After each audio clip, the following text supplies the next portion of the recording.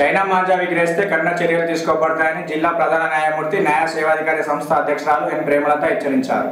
మంగళవారం జిల్లా న్యాయస్థానంలో ఏర్పాటు చేసిన విలేకరుల సమావేశంలో అదనపు ఎస్పీ చంద్రయ్యతో కలిసి చైనా మాంజా నిషేధ వాల్పోస్టర్ను ఆవిష్కరించారు.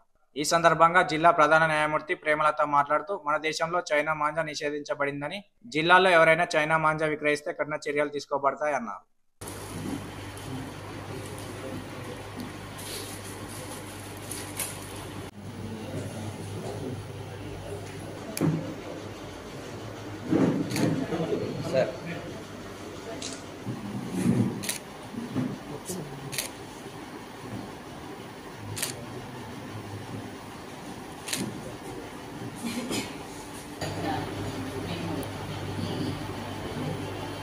పత్రిక విడుదల చేస్తున్నాం.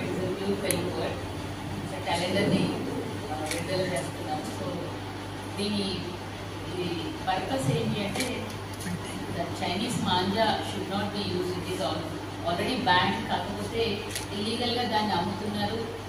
మరి జనరల్ పబ్లిక్ కూడా తెలియకుండా దాన్ని కొనుక్కొని వాడుతున్నారు. దానివల్ల జరిగే నష్టాన్ని నివారించడానికే మనం ఈరోజు ప్రజల్లో అవగాహన తీసుకురావడానికి ఈ పోస్టర్లని మన మొత్తం జిల్లాలో అన్ని ఆఫీసెస్లో, అదేవిధంగా కొన్ని కాన్స్పిక్యూయస్ పార్ట్స్లో ఎక్కడైతే ప్రజలకి చాలా క్లియర్గా కనబడే ప్లేసెస్లో వాటిని ప్లేస్ చేసి ప్రజల్లో అవగాహన తీసుకురావడానికి మనం ఈరోజు ఈ క్యాలెండర్ని విడుదల చేస్తున్నాము.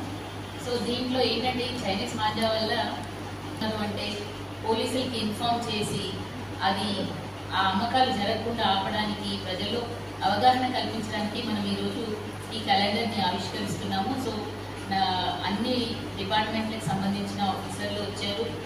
I thank everyone for your cooperation.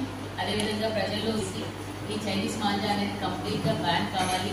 దీన్ని మనకి ఆల్రెడీ మనం ఈ పోస్టర్లో ఇచ్చాము.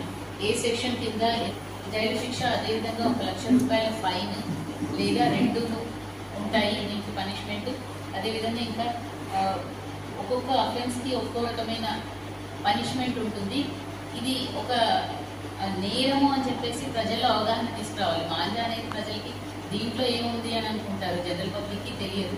అది మనం తెలియజేసే రకంగా ఉండడానికి మనం ఈరోజు ఈ క్యాలెండర్ని ఆవిష్కరిస్తున్నాము. సో ఇదందరూ కూడా మీ ఆఫీసెస్లో I request all the departments to paste it in your offices and the police to please cooperate. And మీ అన్ని పోలీస్ స్టేషన్లలో కూడా మీరు దీన్ని ప్లేస్ చేసి అదేవిధంగా అందరిలోకి అవగాహన తీసుకొస్తారని చెప్పేసి అందరినీ కోరుకుంటున్నాను.